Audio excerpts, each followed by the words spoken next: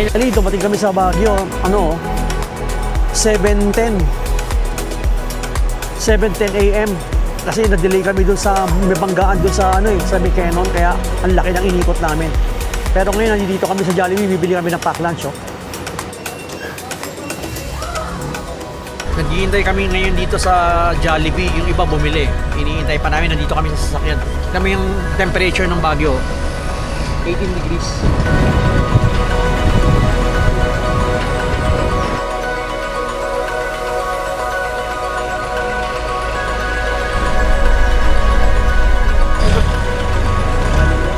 Opo, eto na, dumating na kami sa Tinongdan, Itogon, Benguet.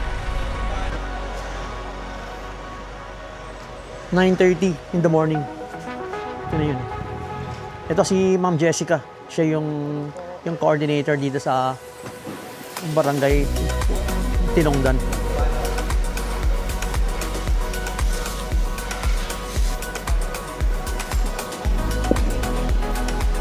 Yan, dito na lang. Pinag-uusapan na namin yung mga babayaran. 1218. 1218. Oh, pre, 1218 each.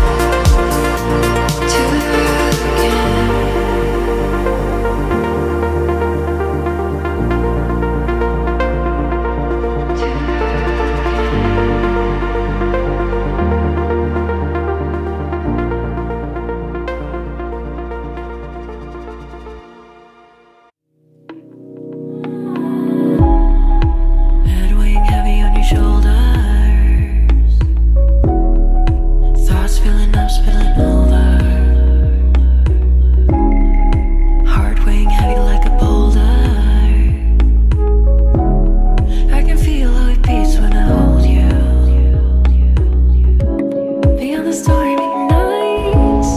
There are brighter skies, you just gotta hold on. Ito na, may gate. Yung gate yan, no? Alam ko 5 gate daw yan eh. Yung isang gate na yan, kaya nilalagyan ng gate yan para ano, kaya nilalagyan ng gate yan para yung mga baka ng may kanya-kanya kasing may-ari ng baka para hindi pumunta doon. Ganun. Kuya yung... Sabi ko yung bakang ina. Bakang ina. Picture na atras na.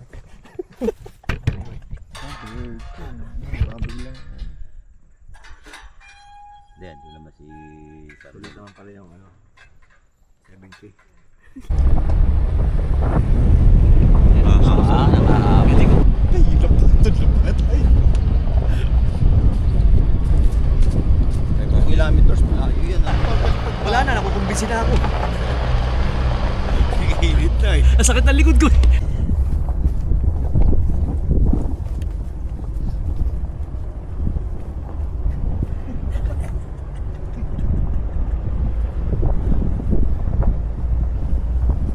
Ito yung binidyo na kaya. Hirap na ako. Nakakita ko naman talaga ang ganda ng view doon. Tayo, ayun yung ano, abot na natin. Hindi, saan tayo nag-camp nun? Doon sa likod nito, sa gilid nito. Ito na, dumating na kami dito sa campsite. Bakuyan. Ito na ayun yung sasakyan namin. Tapos may mga nagkakampo. Ayun o. May mga nagkakampo. Ito na yung dating pinagkampa namin, kaya lang nagbago na lahat ng itsura. Kasi nagkaroon na ng parang bunker dito. Dito kami dati. Ito naman, dito naman sa banda rito, naghahanap kami ng pagkakampan. Slope naman, sobrang slope naman, tingnan mo. Ayan o. Sobrang slope eh. Hindi pwede yan. Sometimes it seems too far. Why do we see what lies beyond? So far beyond what we can see.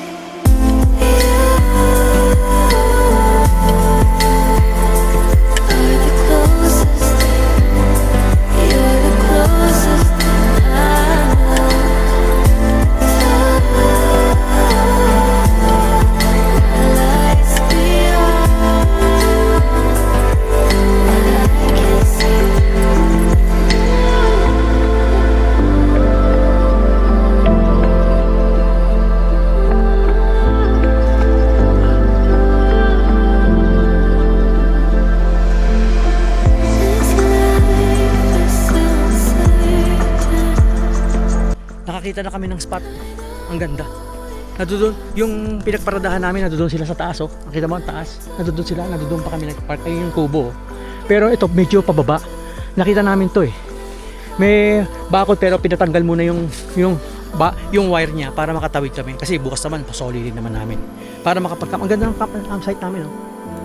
Mamaya pagka natapos ko na yung setup ng tent tsaka yung tarp, yung fortress, tingnan niyo.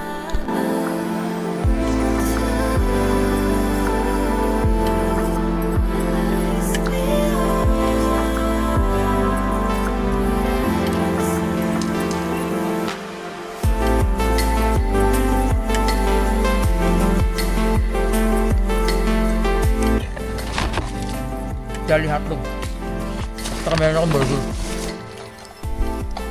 Lalim. Hindi advertisement yun ha. Binili ko lang yun para pagkain.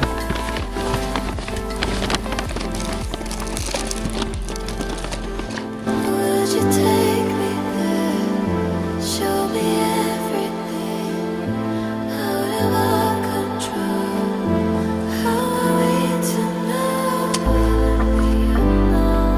But this where I'll go with you, with you.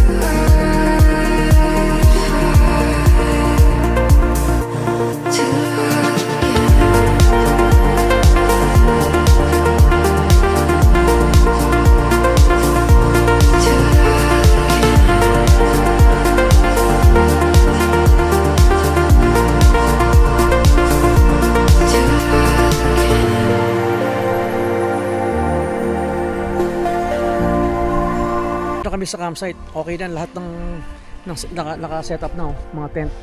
Ayan, mga tent. Hammock, nandiyan na rin. Oh, yung fortress sa setup na. It's already magti 3 o'clock na. Malapit na mag 3 o'clock pero tignan mo ang temperature. 18 degrees na. 18 degrees centigrade. Lamig na. Grabe, ang lamig. Hindi, magluto pa rin tayo. Meron akong spam. Meron akong corned beef. Meron akong yun na nga, spam. Tapos meron akong Spanish, yung Spanish sardines. Isa lang. Tapos meron akong century tuna. Tapos bukas na lang yung maling na sa kabila, corned beef. Pwede. Kasya na yun. Tingin ko. Marami tayong bigas eh. 3 kilo yun. Baka pwede tayong padala ng itlog bukas.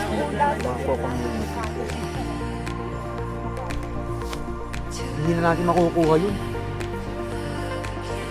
Kasi kung magbabayad tayo ng 1,000, may kukuha dun. Parang hindi na worth eh, di ba?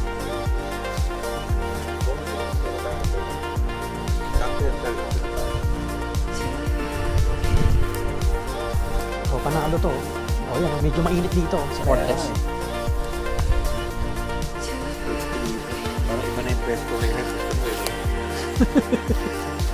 Nangina sa sobrang excited lahat na pumunta na nakalimutan na yung ulam. Lamig. Ayos sa lamig.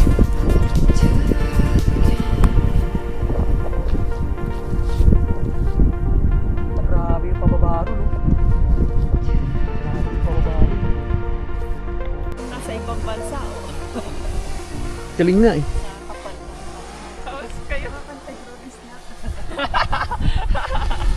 Paano ako? Tapos kayo naka-shorts lang? Ano ba yan? Doble. Parang KFC.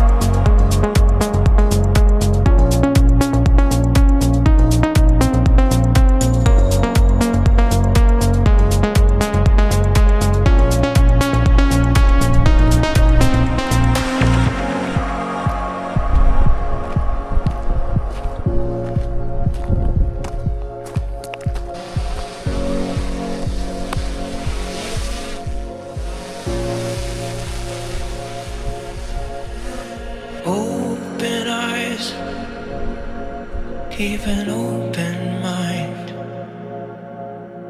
Out of nothing, stars align. What is least expected? Sometimes all you need doesn't last forever.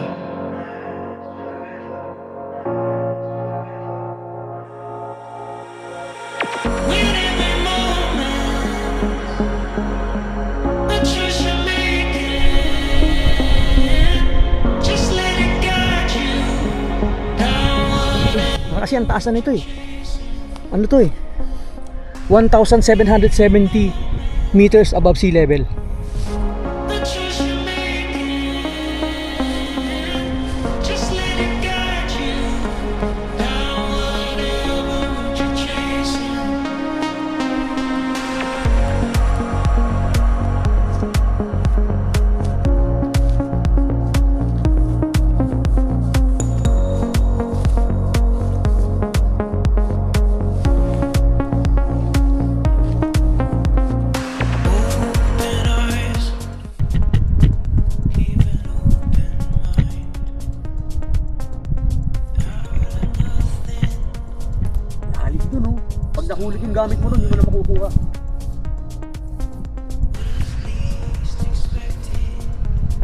Hindi ka ba natatakot dyan sa setup mo, pre? Baka mahulog ka ron.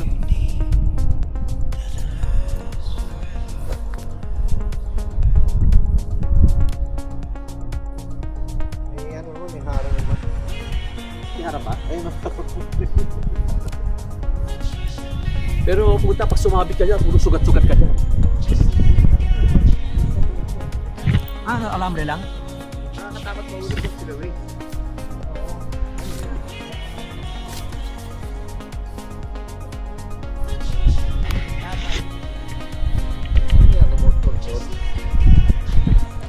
Nandito kami, ang lamig na. Ayan o, nagpa-fog na o. Magpo 4 o'clock na ng hapon. Magpo 4 o'clock na. 15 degrees na siya. Dito ba? 15 degrees na centigrade. Ginaw.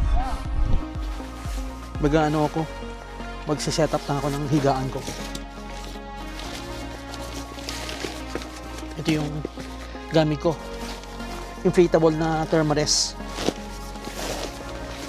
Extra wide. Gagamit ako ng air pump para mabilis.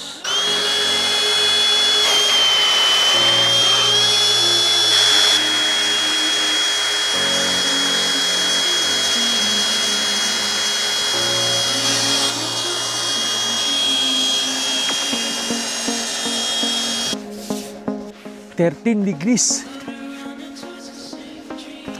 lalabas ko na yung sleeping bag at maginaw talaga.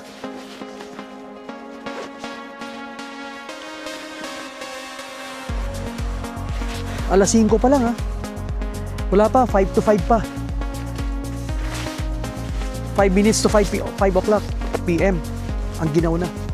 Pa 13 degrees na. Nag 14 siya. 14 degrees. 13 degrees.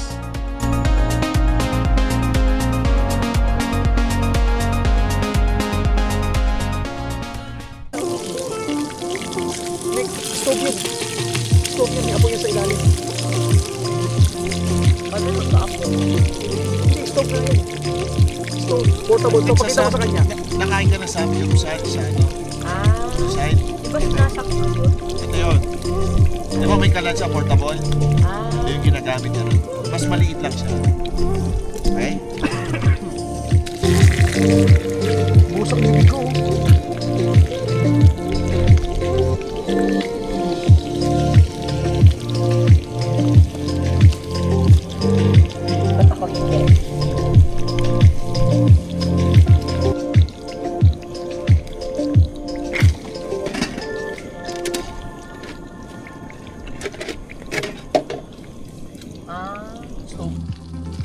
Busok.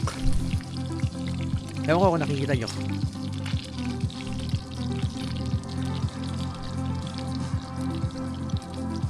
Kita.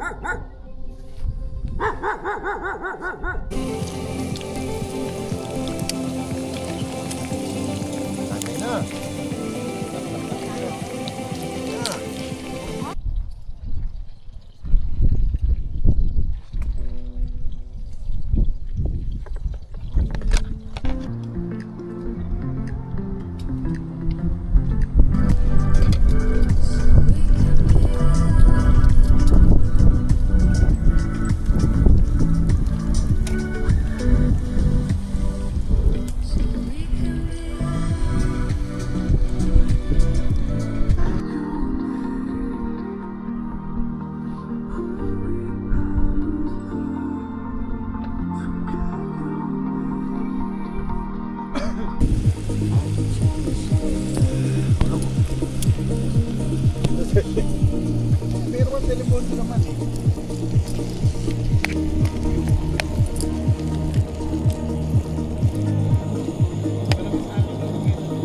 Excited lahat na makaakyat na, makaklimb na. Naiwan sa sasakyan namin yung pagsinigang namin, yung pork, lahat ng ingredients ng mga gulay na wala. Kaya yan ang niluluto namin ngayon. Yung mga baon na. Yan. Corned beef. sahog. Buti may naitlog pa. May pinapag-itlog na hardboiled. Tapos sa tuna, puro dilata na lang. Yung mga gulay na lulutuin na wala na.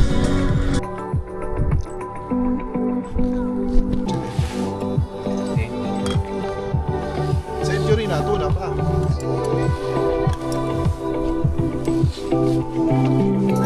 Ay, kuha.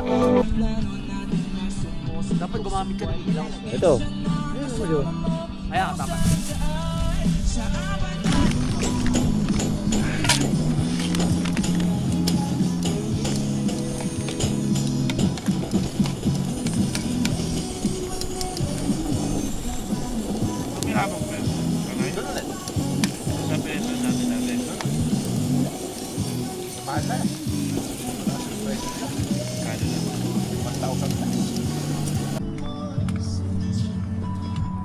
Doloric deep fry. Ang tawag dito? Ipon. Bisuto. Alas 11 pa naman tayo eh. Check time na 9:15. So, yun. Gumarahin na si Lolo Rick. Kami na lang nila Neil. Ni Ares.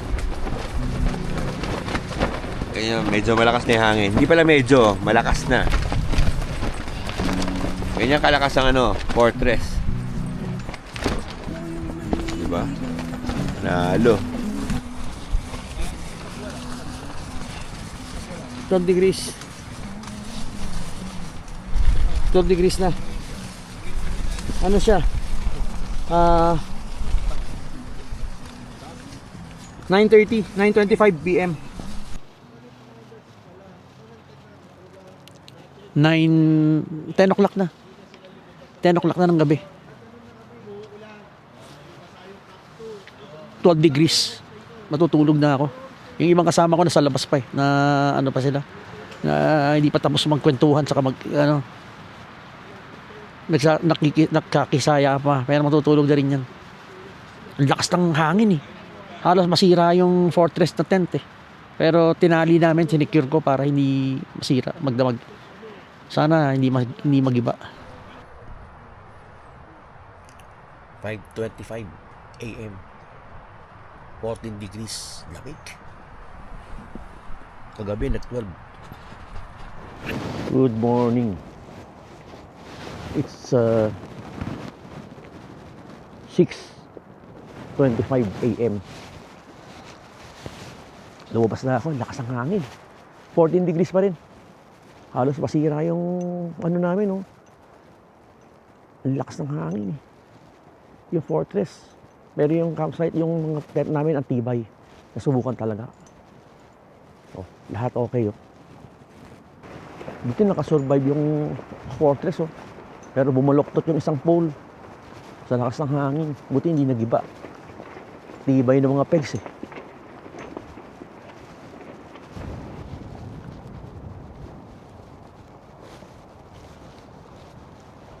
Lalim dun, oh.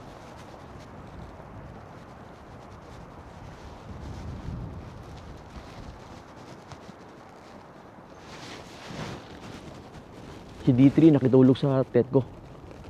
Hindi raw niya kaya yung lamig dito sa hawak niya. Buti may dala akong extra climate na sleeping pad. Nag-iba yung August. Wala na. Hindi na pwede. Hindi kami dito pwede mag-breakfast.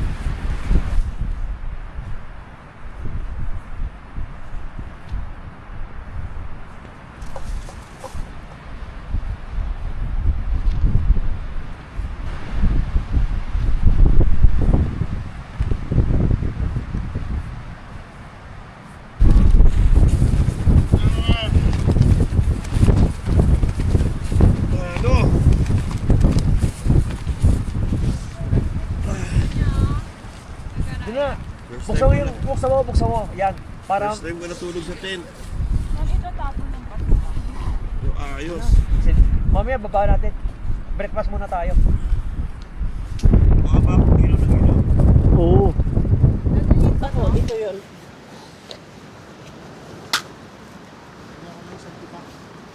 Gamitin mo? Oo, pang ano, pang ihaw. Ay. Pine tree.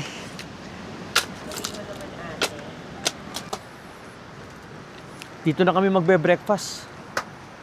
Ang lakas ng hangin sa baba eh.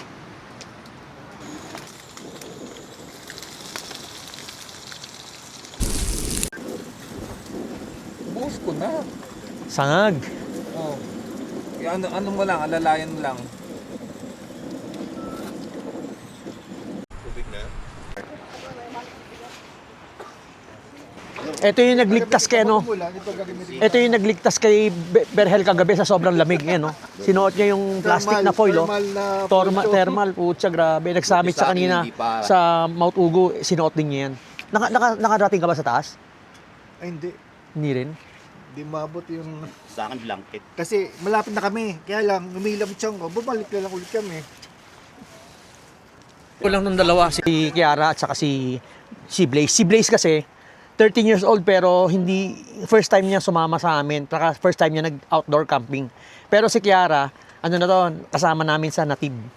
Oh, ano, Blaze, ano bang masasabi mo sa camping ngayon? Nag-enjoy ka ba? Na satisfy ka ba sa mga sa climate, sa place? Yung camping, yes. Pero yung hiking, hindi. Pagod na pagod ako. Bakit hiking? Ay, yung kanina nasamit kayo? Iksi pa lang nun eh.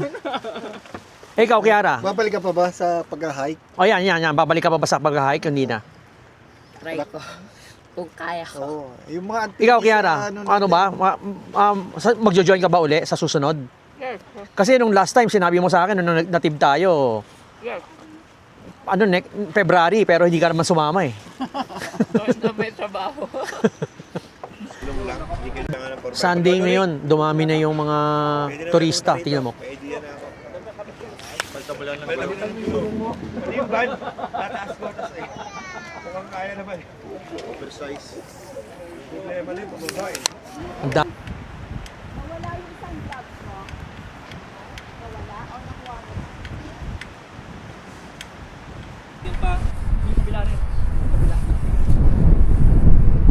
Dito na guys. Sarap pag maraming tao. Mag-pack up, ayan oh. Malinis na. Wala na, okay na.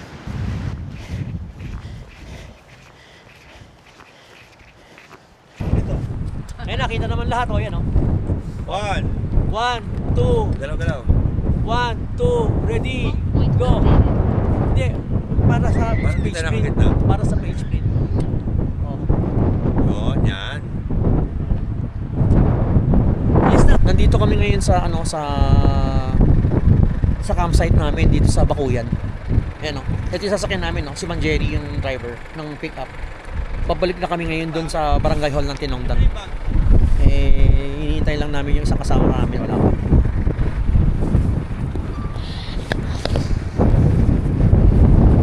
Sa harap na ako. Okay, saan na? Ako nasa likod, guys. Kapi na kayo nila, lolo. Sa may bintana ako kasi magbibideo ako eh.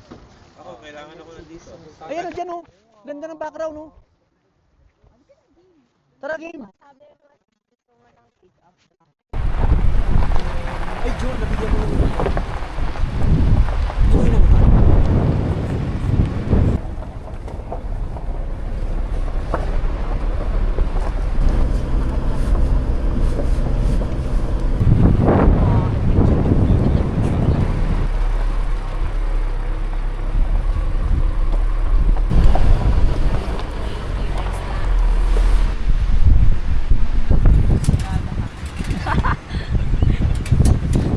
Sabi ng guide namin, every time na magpupukol daw sila. Pwede makisagay. Sa tindahan lang.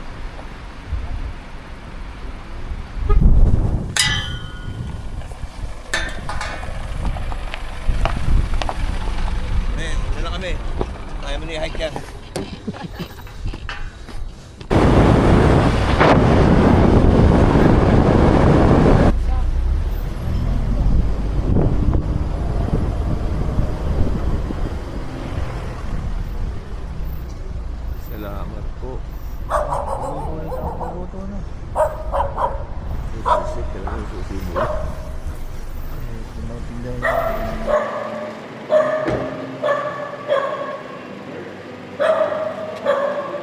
Okay, we finally reached the Tinongdan Barangay Hall. It's already 1:15 p.m. So umalis kami ron 11:35. So 1:15. So 1 hour and 10 minutes ang biniyahin namin. Layo rin. Naiwan namin yung yung pangsinigang namin, baboy, mga recados, lahat dito. Hindi namin nagdala doon kasi naiwan sa van. So lahat excited eh. Pero ngayon pabalik namin, chinek namin yung pork, malamig pa. Ibig sabihin hindi pa siya sira. Ayan, niluluto namin ngayon yung sinigang. Dito namin itutuloy yung sinigang para pang lunch namin. Ayan, meron pa kaming egg. Yung egg, naiwan din namin, 2 dosena. Fresh egg. Buti hindi nasira dahil malamig pa. Ayan. Ayan na. Niluto na namin ng sinigang. Oh. Wow, ganda. May puso ng saging. Tapos may mga labanos, sitaw, kangkong, sili. Kaling. Sarap.